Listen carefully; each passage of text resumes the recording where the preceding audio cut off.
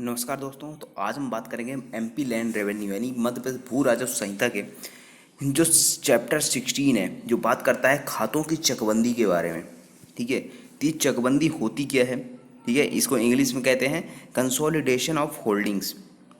इन ये होता क्या है इसको देखेंगे। 205 से लेकर 221 तक में पूरा बताया गया है। ठीक है ना, कई लोगों को कमेंट्स आ रहे थे कि इस पे लेक्चर बनाने, तो आज मैं लेके आया हूँ। ठीक है, तो सबसे पहली बात तो चकबंदी कौन करता है और ये चकबंदी होती क्या है। ठीक है, दूसरी चीज़ हम देखेंगे चकबंदी की स्कीम तैयार की जाती है। ठीक है, कि अगर कोई व्यक्ति एप्लीकेशन लगाता है तो स्वयं भी स्कीम तैयार करके दे सकता है, या फिर जो चकबंदी अधिकारी होता है वो स्कीम तैयार करवा सकता है। ठीक है, ये सारी चीज़ डिस्कस करेंगे आज के सेशन में। बने रहेगी इन तक हमारे साथ। चलिए स्टार्ट करते हैं। इस वीडियो को लाइक करें, हमारे चैनल को सब्सक्राइब कर बेल आइकन जरूर प्रेस करें हमारी न्यू वीडियो सबसे पहले देखने के लिए।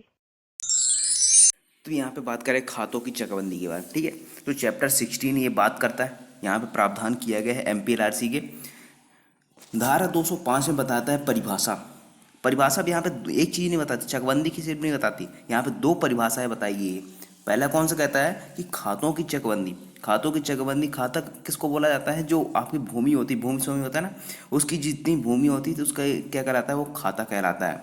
तो ये एक खातों की जो चकबंदी होती है इसको बताया गया है। दूसरा कहता है चकबंदी अधिकारी कौन होता है। अब जो चकबंदी की जाएगी, ठीक है, यहाँ पे कंसोलिडेशन किया जाएगा होल्डिंग्स का, तो उसका एक अधिकारी भी होगा। अधिकारी कौन होगा? जो तहसीलदार रैंक का होगा।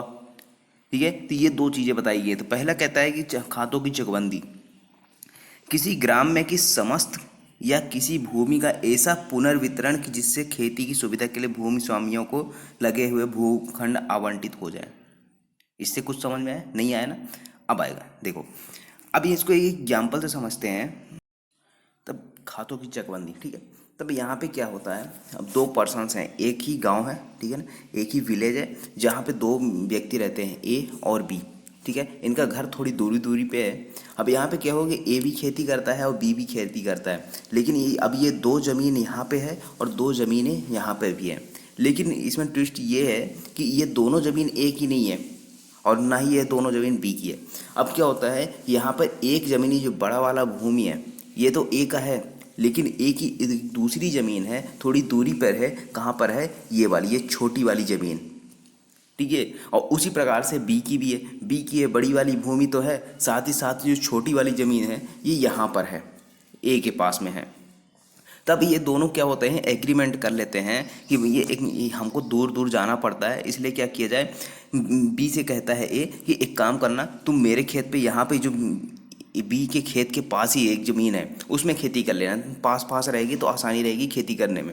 ठीक है, और बी कहता है कि चलो ठीक है, मेरी ज़मीन यहाँ पे है तो एक काम करो, तुम भी यहाँ पे खेती कर सकते हो। ठीक है, सिर्फ खेती करने के अधिकार को ट्रांसफ़र किया जा रहा है, ना कि भूमि को ट्रांसफ़र किया जा रहा है। ठीक है, तो यहाँ पे क्या किया जाएगा? जब दोनों सहमत हो जाते हैं तो एक एग्रीमेंट होने के बाद एक तहसीलदार होता है जो, ठीक है, यानी कि चकबंदी अधिकारी होता है, उसको क्या किया जाता है? एक एप्लीकेशन लगाया जाता है कि यहाँ पे खातों की चकबंदी कर दी जाए, घेराबंदी कर दी जाए।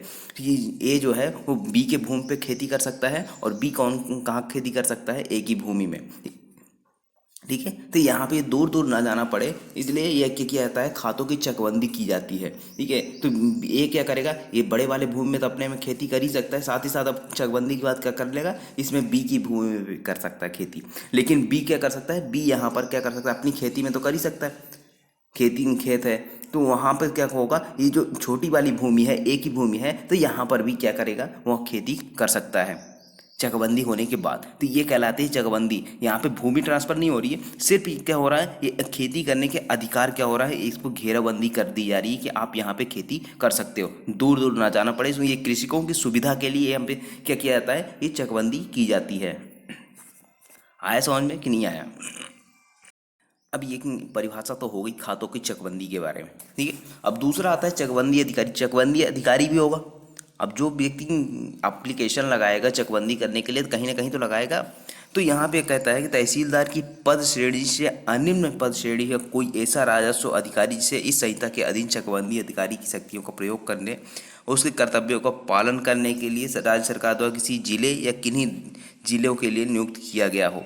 अब चकबंदी अधिकारी ना, चाहे किसी जिले के लिए नियुक्त किया गया हो, चाहे कहीं भी किया गया, जिले के किसी भाग के लिए किया गया हो, ठीक है। तो किसको किया जाएगा, जो तहसीलदार रैंक से नीचे का ना हो, यानी कि तहसीलदार को क्या किया सकता है, चकबंदी अधिकारी की पावर्स दी जा सकती है।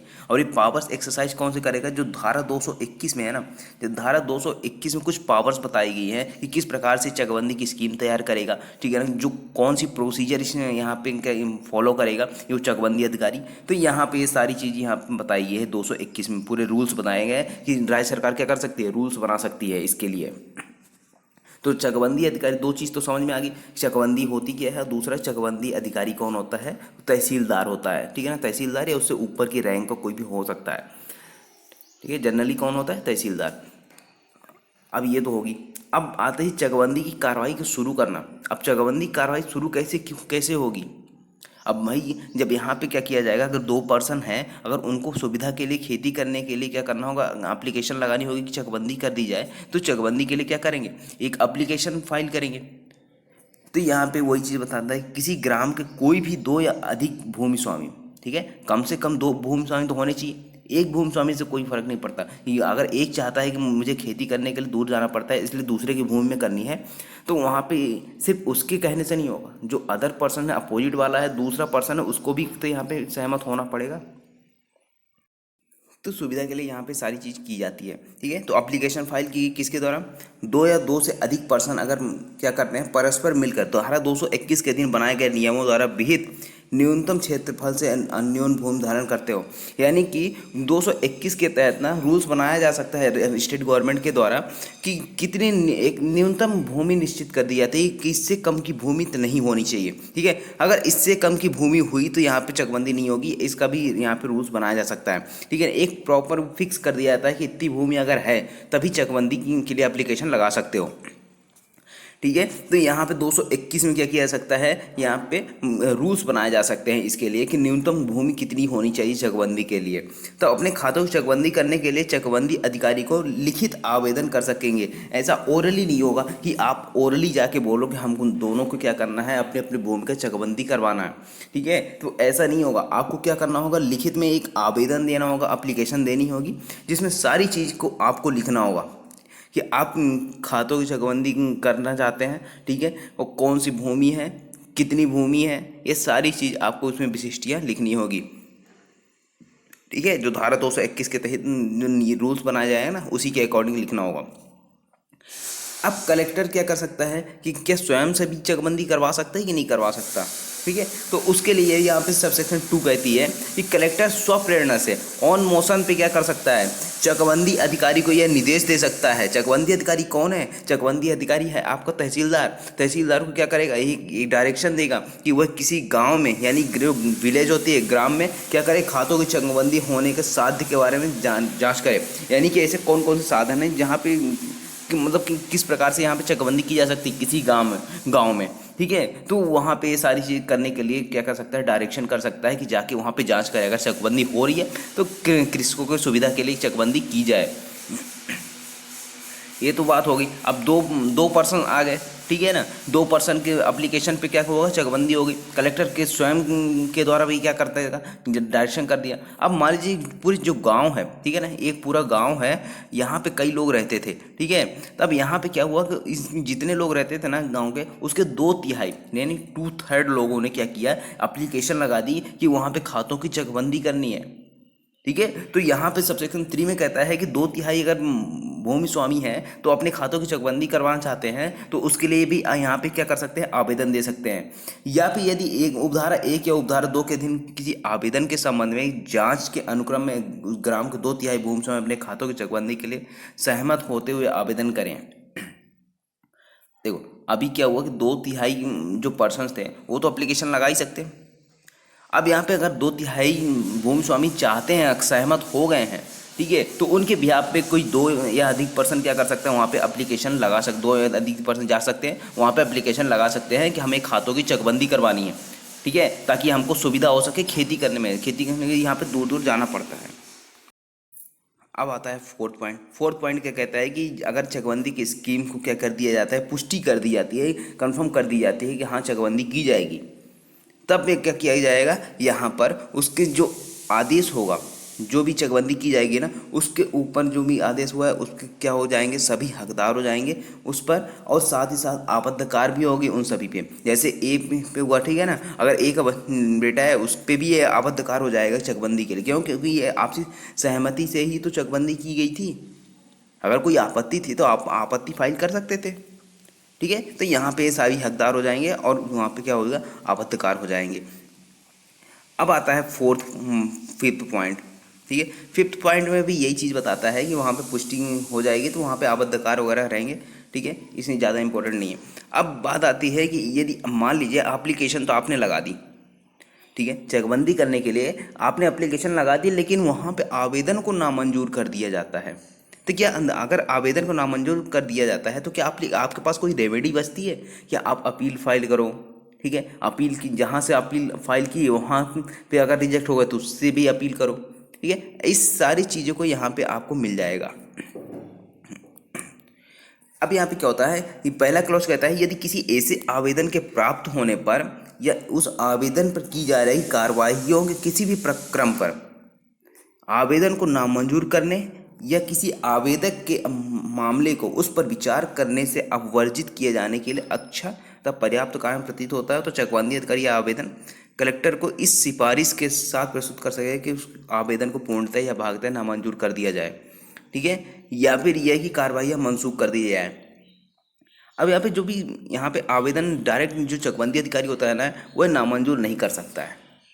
ठीक है, तो जो एप्लीकेशन होगी अगर उसको रिजेक्ट करना है ना, तो चकबंदी अधिकारी किसको भेजेगा? आप उस कलेक्टर को भेजेगा। कलेक्टर को पूरी कहानी बताएगा कि ऐसा ऐसा है, इसलिए चकबंदी नहीं की जा सकती, चकबंदी की जो एप्लीकेशन है उसको रिजेक्ट कर दी जाए। ठीक है, तो ये सारी चीज़ क्या कर सकता है, चकबंदी जो कार्रवाई चल रही है उसके किसी भी स्टेज पर क्या कर सकता है, उसको वहाँ पे भेज सकता है कलेक्टर को। अब कलेक्टर चाहे तो उसको क्या कर सकता है, उसको या तो पूर्णतः या फिर आधा भाग को क्या कर सकता है, किसी आधे भाग को चकबंदी कर सकता है गांव के, और आधे भाग को क्या कर सकता है, उसको मना कर सकता है, नामंजूर कर सकता है। ठीक है, या फिर क्या कर सकता है, यह कि कार्रवाई मनसूख कर दी जाए, यानी कि जो चकबंदी की कार्रवाई हो रही है उसको क्वैश कर दी जाए। जैसे आप लगाते हो ना 482 में, जब आप कोई अगर FIR हो जाती है तो FIR को क्वैश करवाने के लिए, समाप्त करवाने के लिए 482 लगाते हो CRPC की। उसी प्रकार से यहाँ पे अगर कलेक्टर चाहे तो यहाँ पे क्या कर सकता है, जो कार्रवाई चल रही है उसको मनसूख कर देगा, यानी कि क्वैश कर देगा कार्रवाई को। अब आता है कि कलेक्टर उस सिफारिश के प्राप्त होने पर उसे स्वीकार कर सकेगा, तदनुसार आदेश पारित कर सकेगा, अतिरिक्त जांच के लिए आदेश कर सकेगा। अब भाई जो चकबंदी अधिकारी ने जांच किया होगा, अब जांच करने के बाद उसने क्या किया कि कलेक्टर को भेज दिया। अब कलेक्टर को लगा कि नहीं भैया यहाँ पे चकबंदी तो होनी चाहिए, चकबंदी अगर होनी चाहिए, कार्रवाई होनी चाहिए, तो उसको क्या करेगा, एडमिट कर लेगा। अब एडमिट करने के बाद क्या करेगा, और उसमें आदेश भी पारित करेगा कि चकबंदी हाँ इस तरीके से की जानी चाहिए। अब मान लीजिए एडमिट नहीं करता, ठीक है, तो हो सकता है उसको लगता हो कि हाँ इसमें चकबंदी हो सकती है, ठीक है, कार्रवाई अच्छी हो सकती है, तो जो कृषकों की सुविधा के लिए है, तो यहाँ पे क्या करेगा, अतिरिक्त एडिशनल जांच के लिए, ठीक है ना, एडिशनल इंक्वायरी के लिए क्या करेगा, एक आदेश कर देगा कि आप फिर से दोबारा जाएं और वहाँ पे जांच करें। ठीक है, अब ये तो बात हो गई आपकी कि अगर आवेदन को नामंजूर कर दिया जाता है तब की बात है। ठीक है, अगर मान लीजिए जो आवेदन था उसको एडमिट कर लिया गया, अगर एडमिट कर लिया जाता है ना, तो उसमें क्या रहता है, फिर क्या प्रोसीजर रहेगा, अब वो बताता है यहाँ पे 208 में। अब आवेदन का ग्रहण किया जाना है, यदि चकबंदी अधिकारी आवेदन ग्रहण कर लेता है तो वह उसके संबंध में उस प्रक्रिया के अनुसार कार्रवाई करेगा जो उस संहिता द्वारा, इस संहिता के अधीन अभिकथित है। अब जी जो इस कोड में जो प्रोसीजर बताएगा ना उसको फॉलो करेगा। अगर चकबंदी अधिकारी ने एप्लीकेशन को एक्सेप्ट कर लिया, ग्रहण कर लेता है, ठीक है, तो अब यहाँ पे उसका रूल बनाने के जो, यानी धारा 221 में है उसमें जो प्रोसीजर बताएगा उसके अनुसार रूल्स जो बना जाते हैं, उसमें जो प्रोसीजर बताया जाता है उसको भी फॉलो करेगा। ठीक है, या तो स्टेट गवर्नमेंट बनाएगी या फिर इस कोड में कहीं दिया होगा। ठीक है, तो ये 221 के अधीन जो नियम बनाए जाते हैं ना उसी के अकॉर्डिंग यहाँ पे प्रोसीजर अपनाया जाता है। अब जब यहाँ पे एक्सेप्ट कर लिया जाता है तो खातों की चकबंदी के लिए स्कीम तैयार की जाती है। ठीक है, अब खातों की चकबंदी के लिए स्कीम तैयार किया जाना। अब यदि धारा 206 के अधीन आवेदन करने वाला भूमि स्वामी खातों की चकबंदी की कोई स्कीम प्रस्तुत करता है। यानी कि अगर दो या अधिक पर्सन 209 में क्या था कि एप्लीकेशन यहाँ पे फाइल हो रही थी, ठीक है, यही 206 में एप्लीकेशन फाइल हो रही थी, दो या अधिक व्यक्तियों या फिर 2/3 व्यक्तियों के द्वारा गांव के क्या कर रहे थे, चकबंदी के लिए एप्लीकेशन फाइल कर रहे थे। अब यहाँ पे क्या हुआ कि यदि आप मान लीजिए उन्होंने एप्लीकेशन तो फाइल की ही, साथ ही साथ उसमें एक स्कीम भी दे देते हैं, ठीक है, यानी कि एक ये भी बता देते हैं कि किस प्रकार से वहाँ पे चकबंदी की जानी चाहिए, किस प्रकार से एग्रीमेंट होगा, किस प्रकार कितने सालों के लिए होगा, ये सारी चीज़ उसमें एग्रीमेंट में अगर लिख देते हैं तो यहाँ पे क्या होगा कि चकबंदी अधिकारी को ज़्यादा प्रॉब्लम नहीं होगी, ठीक है, आगे की कार्रवाई करने में। यदि मान लीजिए यहाँ पे अगर नहीं करता तब फिर उसकी बात करता है आगे। तो चकबंदी अधिकारी प्रस्तुत कर जिसके संबंध पारस्परिक करार हो गया हो। पारस्परिक करार का मतलब कि आपस में समझौता हो गया हो, जैसे ए और बी थे ना, इन दोनों के बीच में एक परस्पर करार हो गया, समझौता हो गया है, एक एग्रीमेंट तैयार हो गया। तो चकबंदी अधिकारी क्या करेगा, 221 के अधीन बनाए गए नियमों द्वारा अभिकृत रीत है उनका परीक्षा करेगा और यदि आवश्यक हो तो उसे रूपांतरित करेगा। यानी कि जो एग्रीमेंट इनमें हुआ है ना, तो उसकी क्या करेगा, उसकी एक प्रकार से एग्जामिनेशन करेगा, एग्जामिन करेगा उसको, और उसको अगर चकबंदी अधिकारी को लगता है कि हाँ इसमें कुछ मॉडिफाई होना चाहिए, कुछ इसमें चेंजेस करने चाहिए, तो उसको चेंजेस करेगा, ठीक है। अब मान लीजिए यहाँ पे तो स्कीम तैयार करके दी गई थी पार्टीज के द्वारा। अब यहाँ पे यदि मान लीजिए पार्टीज के द्वारा कोई स्कीम प्रस्तुत नहीं की गई तो क्या करेगा, चकबंदी अधिकारी खातों की चकबंदी के लिए एक स्कीम तैयार करेगा, धारा 221 के अधीन बनाए गए नियमों द्वारा जो अभिकथित रीत में तैयार करेगा। सबसे पहले तो आप एक 221 को एक नज़र डाल लो, ठीक है। तो 221 में है क्या, हर जगह 221 आ रहा है। अब 221 में क्या कहता है, नियम बनाने की शक्ति कहता है, पावर्स किसके पास है, स्टेट गवर्नमेंट के पास है। तो इस पूरे संहिता में ना स्टेट गवर्नमेंट के पास ही पावर है, ठीक है। तो स्टेट गवर्नमेंट इस अध्याय के उपबंधों के कार्यान्वित करने के लिए प्रयोजन के लिए नियम बना सकती है, यानी कि जो कुछ रूल्स बनाना चाहे तो रूल्स बना सकती है स्टेट गवर्नमेंट। दूसरा कहता है कि विशिष्टता तो पूर्वगामी शक्ति की व्यापकता पर प्रतिकूल प्रभाव डाले बिना, यानी कि पूर्वगामी जो शक्तियाँ वापस दी गई है ना पहले जो पहले के सेक्शन में, तो उस पर कोई प्रभाव नहीं डालेगी, ठीक है ना। तो उस प्रभाव डाले बिना कोई स्टेट गवर्नमेंट क्या कर सकती है, रूल्स बना सकती है। किसके संबंध में, धारा 206 की उपधारा 1 के अधीन आवेदन करने वाले व्यक्तियों द्वारा धारण की जाने वाली भूमि का न्यूनतम क्षेत्र भेद करने का। यानी कि अगर दो या अधिक व्यक्ति यहाँ पे क्या कर रहे हैं, एप्लीकेशन फाइल कर रहे हैं ना, तो एप्लीकेशन फाइल करते समय उनको क्या होगा, न्यूनतम भूमि में डिसाइड कर सकते हैं कि इससे कम भूमि तो नहीं होनी चाहिए चकबंदी के लिए, ठीक है, ये हो गया। दूसरा कहता है कि 206 के अधीन किए जाने वाले किसी आवेदन में अंतर्विष्ट की जाने वाली विशिष्टियों के लिए उपबंध। अब यहाँ पे जो उसमें आवेदन में क्या क्या चीज़ें होंगी, किन किन चीज़ों को उस आवेदन में लिखना होगा ताकि चकबंदी अधिकारी को प्रॉपर समझ में आए, ठीक है, ये सारी चीज़ें इसमें लिखी होगी। तीसरा कहता है खातों की चकबंदी के लिए आवेदनों के संबंध में कार्रवाई करने में चकबंदी अधिकारी का अनुसरण की जाने की प्रक्रिया। अब चकबंदी के लिए क्या यहाँ पे प्रोसीजर होगा, ठीक है, किस प्रकार से स्कीम की परीक्षा की जाएगी, ठीक है, ये एग्जामिनिंग किया जाएगा और किस प्रकार से स्कीम तैयार की जाएगी, ये सारी चीज़ें यहाँ पे बताता है, ठीक है। अब आगे की देख लीजिए, ज़्यादा कुछ है नहीं, रूल्स बस इसमें 221 में क्या है, रूल्स बनाने की शक्ति है किसके पास है, स्टेट गवर्नमेंट के पास है, किसके संबंध में चकबंदी से संबंधित यहाँ पे रूल्स बना सकती है, ठीक है। इतना आपको याद रखना है, इससे ज़्यादा क्वेश्चन यहाँ पे नहीं पूछेगा। अब आ जाते हैं वापस अपने सेक्शन में। अब चकबंदी करते समय ये भी तो हो सकता है कि जैसे ए नाम की जो व्यक्ति था और बी था, ठीक है, अब बी की जो ज़मीन थी जो ए के पास थी वो थोड़ी कम हो और ए की ज़मीन यहाँ पे थोड़ी ज़्यादा हो। अगर इनकी चकबंदी कर दिया जाए तो यहाँ पे तो प्रॉब्लम हो जाएगी ना कि भाई अगर ए खेती करेगा तो ए को कम मिलेगा, बी खेती करेगा तो यहाँ पर तो थोड़ी ज़्यादा मिलेगा।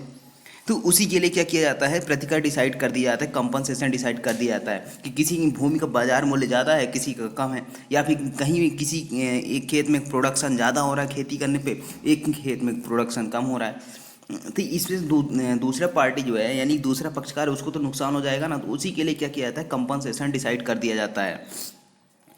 यदि चकबंदी अधिकारी की राय हो कि चकबंदी की किसी स्कीम के अनुसार भूमि के पुनर्वितरण के परिणाम स्वरूप किसी भूमि स्वामी के आवंटन में कोई ऐसा खाता या भूमि आएगी जिसका कि बाजार मूल्य या उत्पादी मूल्य उसके मूल खाते या भूमि के बाजार मूल्य या उत्पादी मूल्य की अपेक्षा कम है, यानी कि एक की क्या है, ज़्यादा है, एक की भूमि क्या है, ज़्यादा है और बी की भूमि क्या है, कम है। अगर दोनों की चकबंदी कर दिया जाए तो यहाँ पर तो ये तो डिस्क्रिमिनेशन हो जाएगा ना, भेदभाव हो जाएगा एक दूसरे में।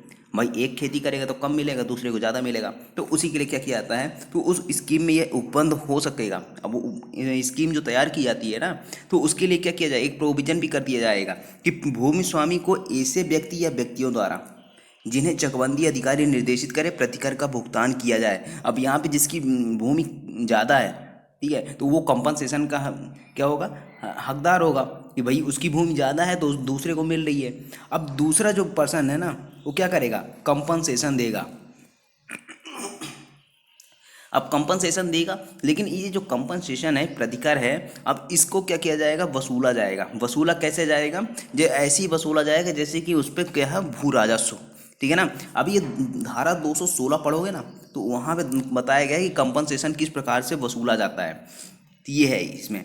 अब आता है फोर्थ क्या कहता है कि जब चकबंदी की स्कीम पूरी हो जाए, ठीक है ना, ये पूरी चकबंदी की प्रोसीजर पढ़ रहे हो आप, ठीक है। अगर इसके अलावा अगर कोई प्रोसीजर बनानी है, कुछ प्रक्रिया बनानी है, तो वो कहाँ होगी, 221 में। 221 के तहत यहाँ पर प्रोसीजर बनाया जा सकता है स्टेट गवर्नमेंट के द्वारा।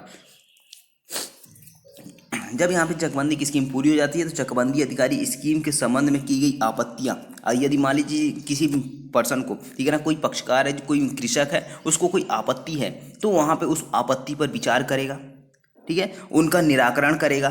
कौन करेगा, ये सब सारी चीज़ चकबंदी अधिकारी कर रहा है, जो तहसीलदार के ऊपर की रैंक हो या फिर तहसीलदार हो, ठीक है। अब यहाँ पे जब उसका निराकरण कर देगा उस आपत्ति का, और चकबंदी स्कीम पूरी हो गई है, तो यहाँ पे क्या किया जाएगा, उस स्कीम को पुष्टि के लिए कलेक्टर को भेजा जाएगा। चकबंदी अधिकारी सिर्फ क्या करता है, उस स्कीम को तैयार करता है, ठीक है, पूरी जांच करता है। अगर कोई ऑब्जेक्शन रेज करता है, कोई व्यक्ति कोई आपत्ति उठाता है, तो उसका क्या करता है, निराकरण करता है। अभी जब सारी चीज़ हो जाती है कि हाँ अब चकबंदी की जानी है, तो उसके कंफर्मेशन के लिए किसके पास भेजेगा, कलेक्टर के पास भेजता है, ठीक है। तो जो कलेक्टर के पास भेजता है ना, तो कलेक्टर क्या करता है, उसका कंफर्मेशन करता है, ठीक है। अब यहाँ पे कंफर्मेशन हो जाता है, मान लीजिए अब कलेक्टर के पास भेज दिया गया। अब जब चकबंदी की स्कीम पूरी हो जाए, यदि कि ऐसी भी स्कीम से प्रभावित समस्त भूमि स्वामी उस स्कीम के अधीन आवंटित किए गए खातों को कब्जा लेने के लिए सहमत हो जाए, तो चकबंदी अधिकारी उनको स्कीम में वर्णित की जाने वाली तारीख से ऐसा कब्जा देने के लिए अनुज्ञात कर सकेगा। अब यहाँ पे क्या हुआ कि यदि यहाँ पे चकबंदी की स्कीम क्या होगी, पूरी हो गई, ठीक है।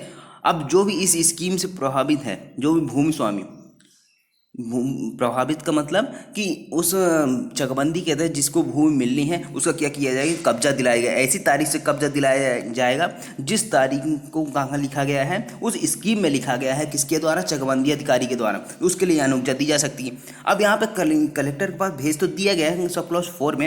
अब यहाँ पे 210 में क्या होता है, पुष्टि करता है कलेक्टर। अब कलेक्टर क्या करेगा, यहाँ पे स्कीम जो तैयार की गई है चकबंदी अधिकारी के द्वारा, तो यहाँ पे क्या करेगा, कन्फर्मेशन की जाएगी। तो कलेक्टर चकबंदी की स्कीम के संबंध में की आपत्ति या आपत्तियों यदि कोई हो, तो चकबंदी अधिकारी की सिफारिश पर विचार करने के बाद, यदि मान लीजिए चकबंदी अधिकारी नहीं कर पाया, उस आपत्ति को निपटा नहीं कर पाया, तो चकबंदी अधिकारी क्या करेगा, सिफारिश करेगा किस चीज़ की, कि जो आपत्तियाँ है उसको सॉल्व किया जाए। अब यहाँ पे उसमें जो भी स्कीम है उसमें क्या किया जा सकता है, कलेक्टर क्या कर सकता है, उस पर उपांतरण कर सकता है। यानी उपांतरण का मतलब उसको कुछ चेंजेस कर सकता है, या फिर चेंज किए बिना ही क्या कर देगा, उस स्कीम की पुष्टि कर देगा, यानी कंफर्म कर देगा कि हाँ चलो ठीक है, अभी ये सब सारी चीज़ सही हुई है, अब चकबंदी की जानी चाहिए, अपनी भूमि को अलॉट करना चाहिए जिस व्यक्ति को भी चाहिए, ठीक है। तो या फिर उसकी पुष्टि करने से इनकार कर सकेगा। अब दो चीज़ें हैं, यदि आप जैसे कहीं एप्लीकेशन लगाते हो, तो वहाँ पे क्या होती है, या तो रिजेक्ट होगी या फिर एक्सेप्ट होगी। तो वही चीज़ यहाँ पे आता है कि चकबंदी अधिकारी ने भेज दिया, अब कलेक्टर चाहे तो उसको पुष्टि करे, कंफर्म कर दे कि हाँ ये सही है, अब चाहे तो इनकार कर दे, ठीक है। तो कलेक्टर का विनिश्चय किसी ऐसे आदेश के अधीन रहते हुए जो कि आयुक्त द्वारा पुनरीक्षण धारा 50 के अधीन पारित किया जाए, अंतिम होगा। अब यहाँ पे कलेक्टर ने जो आदेश पारित कर दिया, ठीक है, चाहे यहाँ पे पुष्ट कर दिया हो, पुष्ट करने से इनकार कर दिया हो, ठीक है। अगर किसी को कोई ऑब्जेक्शन होता है तो क्या करेगा, उसकी कलेक्टर के अपील यानी कि रिवीजन फाइल कर देगा, ठीक है। रिवीजन कहाँ फाइल करेगा, कमिश्नर के पास में फाइल करेगा, यानी कि आयुक्त के पास, ठीक है ना। एक ही रेमेडी बचती है किसके पास, किसी भी कृषक के पास, कि वो क्या करेगा, कलेक्टर के आदेश की पुनरीक्षण करवा सकता है, ठीक है। पुनरीक्षण के लिए एप्लीकेशन फाइल करेगा कहाँ पे, कमिश्नर के पास, धारा 50 के अधीन। अब इसके अलावा उसके पास कोई भी रेमेडी नहीं बचती है। अगर कमिश्नर ने भी वहाँ पे इनकार कर दिया, तो वहाँ पे क्या होगा, उसकी कोई यहाँ पे रेमेडी नहीं बचती है। वो कमिश्नर का जो आदेश है वो अंतिम होगा, ना तो अपील होगी, ठीक है, ना तो रिवीजन का रिवीजन होता है। यहाँ पे सारी चीज़, यहाँ पे रास्ते बंद हो जाते हैं। यहाँ पे सिर्फ कमिश्नर का आदेश क्या होगा, अंतिम होगा। ये हो गया 210, ठीक है। अब पुष्टि होने पर प्रक्रिया, अब यहाँ पे कंफर्म तो कर दिया कलेक्टर ने, अब कंफर्म होने के बाद क्या किया जाएगा, तो यहाँ पे बताता है चकबंदी की स्कीम पुष्टि हो जाने पर चकबंदी अधिकारी यदि आवश्यक हो तो खातों का सीमांकन करेगा, ठीक है। जो यहाँ पे डिमार्केशन होता है ना, सीमांकन होता है किसी भूमि का, किसी खाते का मतलब जो भूमि है वहाँ पे लैंड है उसका सीमांकन करना चाहे तो उसका सीमांकन भी कर सकता है चकबंदी अधिकारी, ठीक है। तथा अंतिम रूप से किए गए विनिश्चयों को आख्यापित करने की कार्रवाई करेगा, यानी कि अंतिम रूप से जो विनिश्चय किए गए हैं ना, जो ऑर्डर हुआ है, तो उसके लिए क्या करेगा, आगे की कार्रवाई करेगा। स्कीम के अनुसार खेत का नक्शा, अधिकार अभिलेख 114 के अधीन विहित अन्य अभिलेख, निस्तार पत्रक, वाजिब उल अर्ज यहाँ पे नए तैयार करेगा। यानी कि जो पहले थे वो तो ठीक है, लेकिन अब याद क्या हुआ है कि खातों का परिवर्तन तो हुआ है। अब ए की भूमि बी के पास चली गई खेती के लिए, बी की भूमि डी के पास चली गई, डी की भूमि एफ के पास चली गई। अब यहाँ पे जब विलेज के जो गांव है ना, इस यहाँ के सारे जो भूमि थे कि खेती करने के अधिकार को दूसरे के पास ट्रांसफ़र कर दिए। तब यहाँ पे क्या किया जाएगा, नया निस्तार पत्रक, नया अभिलेख, नया अधिकार अभिलेख, ठीक है। ये सारी चीज़ क्या किया जाएगा, नए तरीके से यहाँ पे बनाया जाएगा, ठीक है। ये हो गया। अब दूसरा कहता है उपधारा 1 के दिन तैयार किए गए नए अभिलेखों के संबंध में यह समझा जाएगा कि वे यथास्थित अध्याय 9 या अध्याय 18 के दिन तैयार किए गए। अब जो अध्याय 9 है और अध्याय 18 है उसके अनुसार यहाँ पे तैयार किए जाते हैं सारे अभिलेख वगैरह, ठीक है। तो यहाँ पे जब ये नए अधिकार अभिलेख वगैरह यहाँ पे तैयार किए जाते हैं ना, तो ऐसा ही माना जाएगा कि यहाँ पे चैप्टर 9 और 18 के अधीन तैयार किए गए हैं, ठीक है। यहाँ पे तैयार तो यहाँ पे हो रहे हैं 211 में, ठीक है, लेकिन यहाँ पे माना जाएगा कि चैप्टर 9 और 18 के तहत तैयार किए गए।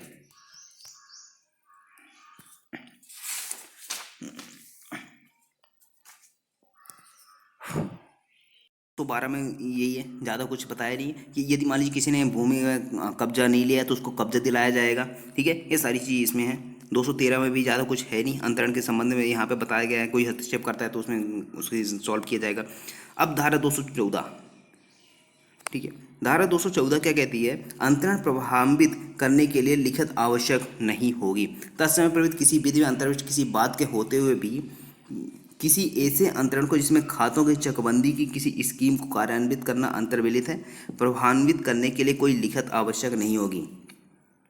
अब जैसे आप कोई प्रॉपर्टी ट्रांसफ़र करते हो, ठीक है, टीपी एक्ट आपने पढ़ा है, ठीक है। टीपी एक्ट में लिखा हुआ है कि यदि कोई प्रॉपर्टी ट्रांसफ़र होती है ना तो उसको क्या किया जाता है, रजिस्टर्ड करवाया जाता है, ठीक है। रजिस्टर्ड होती है कि नहीं होती, अगर कोई यहाँ पे अगर आप इंस्ट्रूमेंट तैयार करते हो उसको रजिस्टर्ड करवाते हो, लेकिन यहाँ पे जब भूमि का ट्रांसफर हो ना, चकबंदी हो रही है ना, तो यहाँ पर किसी भी प्रकार के स्कीम को कार्यान्वित करना है तो उसके लिए कोई लिखत का आवश्यक नहीं है, कोई इंस्ट्रूमेंट बनाने की आवश्यकता नहीं है, ठीक है। बी पॉइंट कहता है किसी भी ऐसी लिखत का यदि वह निष्पादित की गई है, यानी कि अगर इसमें कोई ऐसी लिखत है जो कोई इंस्ट्रूमेंट तैयार की गई जिसको एग्जीक्यूट कर दी गई है, तो वहाँ पे रजिस्ट्रीकरण की अपेक्षा नहीं की जा सकती, क्योंकि ऐसा अपेक्षित नहीं है कि आप उसकी रजिस्ट्रीकृत करवाओ, ठीक है, रजिस्टर्ड करवाओ ऐसी लिखत, कोई ज़रूरी नहीं है यहाँ पे, ठीक है। तो यहाँ पे टीपी एक्ट में तो कहता है कि हाँ रजिस्टर्ड होना चाहिए, लेकिन यहाँ पे अगर चकबंदी की जा रही है ना, तो चकबंदी में यहाँ पे ऐसी कोई ज़रूरी नहीं है कि आप लिखत उसको आवश्यक हो, ठीक है। साथ ही साथ ये भी ज़रूरी नहीं है कि उसके रजिस्ट्रीकृत हो, ठीक है, रजिस्टर्ड भी ज़रूरी नहीं है। ये सारी चीज़ यहाँ पे 214 में हो गई। अब 215 क्या कहता है, स्कीम को कार्यान्वित करने के लिए खर्चे। अब भाई चकबंदी अधिकारी है, जांच करेगा, स्कीम तैयार करेगा, तो अब स्कीम तैयार करने में कुछ खर्चे तो आएंगे उसके भैया। अब खर्चे आएंगे तो खर्चा देगा कौन, तो उसी के बारे में भी यहाँ पे है। अब जो खर्चा आएगा, अब जैसे आपने पढ़ा था 209 के सबसेक्शन 3 में, ठीक है, 209 के सबसेक्शन 3 में प्रतिकर डिसाइड किए गए, प्रतिकर डिसाइड किए गए तो कैसे वसूला जाएगा, धारा 216 के तहत। उसी प्रकार से यहाँ पे जो खर्चे हैं, तो खर्चे को भी यहाँ 216 के तहत यहाँ पे क्या किया जाएगा, उसको वसूल किया जाएगा। जैसे ऐसे माना जाएगा कि वो भू राजस्व का बकाया हो, उसी की तरह यहाँ पे वसूल किया जाएगा, ठीक है। तो चकबंदी अधिकारी जब तक कि राज्य सरकार पर्याप्त कारणों से या अन्यथा निर्देश नगर स्कीम को कार्यान्वित करने के खर्चे जो कि धारा 221 के अधीन बनाए गए नियमों के अनुसार निर्धारित किए जाएंगे, उन भूमि स्वामी से वसूल किए जाएंगे जिनके खातों की चकबंदी की स्कीम प्रभावित होते हैं। यानी कि जिनके खातों की यहाँ पे चकबंदी की जा रही है ना भैया, तो वहाँ पे क्या किया जाएगा, उनसे ऐसे वसूल किया जाएगा जैसे खर्चे, जैसे कि उन पे क्या हुआ कि भू राजस्व का बकाया हो, ठीक है ना। भू राजस्व के रूप में यहाँ पे क्या किया जाएगा, उस खर्चे को, चाहे प्रतिकर हो, इन सभी को क्या किया जाता है, यहाँ पे उनसे वसूल किया जाता है। अब यहाँ पे प्रोसीजर क्या है वसूल करने के, यहाँ भी किस प्रकार से यहाँ खर्चे डिसाइड होंगे, धारा 221 में बताया गया, वहाँ पे रूल्स बना दिए जाएंगे, ठीक है। दूसरा कहता है कि चकबंदी अधिकारी उन भूमि स्वामी के बीच खर्चे का प्रभाजन जो कि उसका भुगतान करने के दायित्वाधीन हो, ऐसी स्कीम को प्रभावित खातों से उसका क्षेत्रफल के अनुसार करेगा, जो कि इसी भूमि, अब जिनकी चकबंदी की जा रही है, जिनके भूमि, जिनके खातों की चकबंदी की जा रही है, तो उनमें खातों के क्षेत्रफल क्या है, ठीक है। क्षेत्रफल के अनुसार भी यहाँ पे क्या किया जाएगा, खर्चे को डिसाइड किया जा सकता है कि खर्चे कौन से पार्टी कितना दायित्व है देने का, ये सारी चीज़ यहाँ पे डिसाइड होगी। अब यहाँ पे जैसे कि 216 पहले यहाँ पे डिस्कस कर चुके हैं कि यहाँ पे भू राजस्व के बकाया के रूप में यहाँ पे वसूल किया जाएगा, धारा चाहे 215 के खर्चे हों, चाहे 209 की उपधारा 3 के प्रतिकर हों, ठीक है। आगे समझ में कि नहीं आया तो एक लाइक जरूर करो, ठीक है। अब 217 क्या कहता है, विभाजन कार्रवाई चकबंदी कार्रवाइयों के चालू रहने के दौरान निलंबन, यानी कि अगर चकबंदी कार्रवाई चालू है, ठीक है, अब विभाजन कार्रवाई हो रही है, तो उसके लिए क्या किया जाएगा कि जब विभाजन कार्रवाई चल रही है ना, तो चकबंदी कार्रवाई क्या किया जाएगा, यहाँ पे निलंबन की बात करता है, तो यहाँ पे विभाजन की कार्रवाई है ना, उसको टर्मिनेट कर दिया जाएगा, रोक दिया जाएगा, ठीक है। जब खातों की चकबंदी के लिए आवेदन धारा 208 के तहत एक्सेप्ट कर लिया गया, ठीक है। अब चकबंदी की एप्लीकेशन आपने लगा दी, अब उसको एक्सेप्ट कर लिया गया, अब उसकी कार्रवाई हो रही है, तब यहाँ पे क्या किया जाएगा, उसका जब विभाजन की कार्रवाई अगर आप करना चाहते हो ना, तो वो विभाजन की कार्रवाई जो चल रही है उसको रोक दिया जाएगा, पहले चकबंदी कर दी जाएगी। तो यही यहाँ पे बताया गया है कि तो खातों के विभाजन के लिए कोई भी कार्रवाइयाँ जो चकबंदी की स्कीम पर प्रभाव डालती हैं, ठीक है, जो चकबंदी के क्या करती है, स्कीम पर प्रभाव डालती हैं, उसको क्या किया जाएगा, इसी कार्रवाइयाँ चकबंदी की कार्रवाई चालू रहने के दौरान प्रास्थगित कर दी जाएंगी। प्रास्थगित का मतलब कुछ टाइम के लिए रोक दिया जाएगा। ये रहता है आपका विभाजन के समय पे, उसको टर्मिनेशन बात करता है। अब कार्रवाइयों के दौरान संपत्ति का अंतरण, अब मान लीजिए कार्रवाई हो रही है और कोई भूमि स्वामी क्या होगा, उसको प्रॉपर्टी को ट्रांसफ़र कर देता है, उसके बारे में यहाँ पे बताया गया है। जब खातों की चकबंदी के लिए कोई आवेदन ग्रहण कर लिया गया हो, तो किसी ऐसे भूमि स्वामी को जिस पर स्कीम आबद्धकार होगी, अगर मान लो चकबंदी की जाएगी तो उस पर क्या होगी, आबद्धकार होगी ऐसी भूमि स्वामी पर तब यहाँ पे क्या होगा कि यह शक्ति नहीं होगी कि वह चकबंदी कार्रवाइयों के चालू रहने के दौरान अपने मूल खाते या भूमि के किसी भाग को इस प्रकार अंतरित करे, उसके संबंध में अन्यथा इस प्रकार कार्रवाई करे जिससे चकबंदी की स्कीम अन्यथा किसी अन्य भूमि स्वामी के तत्सम अधिकारों पर प्रभाव पड़े। अब आपने आवेदन तो कर दिया चकबंदी का, लेकिन चकबंदी की जब आवेदन कर दिया, एक्सेप्ट कर लिया गया, उसके बाद आप उसको ट्रांसफ़र नहीं कर सकते हो, ठीक है ना। अगर ट्रांसफ़र करना है तो पहले आप बताओ उसको, जहाँ पे आपने आवेदन दिया, आवेदन को विड्रॉ कर लो, ठीक है। तो यहाँ पे जब चकबंदी की कार्रवाई चल रही है ना, तो उस टाइम पे आप इसको ट्रांसफ़र नहीं कर सकते। मूल खाता जो है या फिर भूमि के किसी भी भाग को यहाँ पे ट्रांसफ़र करने के लिए यहाँ पे उसको रोका जा रहा है 218 में। 219 में क्या कहता है, चकबंदी के पश्चात भूमि स्वामी के अधिकार पूर्ववत बने रहेंगे। अब जो भी अधिकार थे, जैसे मान लीजिए ए की भूमि यहाँ पर थी ना और बी की भूमि यहाँ पर थी, अब इन दोनों के खेती करने के अधिकार को ट्रांसफ़र कर दिया गया। इसकी यहाँ पे खेती है, ठीक है, खेत है, यहाँ पे ज़मीन है, और बी की यहाँ पे ज़मीन है। अब यहाँ पे क्या करता है, जब चकबंदी कर दी जाएगी ना, तो ए कहाँ पे खेती करेगा, यहाँ पर, और बी कहाँ पे करेगा, यहाँ पे करेगा खेती, ठीक है, इस वाले भूमि में।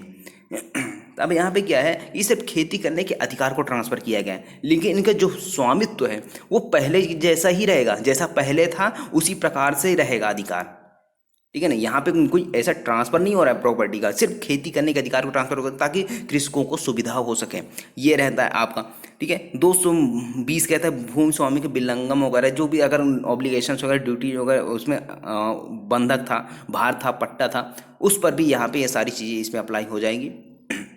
ये ज़्यादा इंपॉर्टेंट नहीं है, ठीक है, इसको छोड़ दो आप। 221 तो हो ही चुका है, नियम बनाने की शक्ति है। तो आई होप आपकी पूरा चकबंदी से संबंधित प्रावधान समझ में आया होगा, ठीक है ना। यदि आया हो तो प्लीज़ कमेंट करके ज़रूर बताना, ठीक है। अब आगे के लेक्चर हम नेक्स्ट क्लास में करेंगे, ठीक है, चैप्टर 17।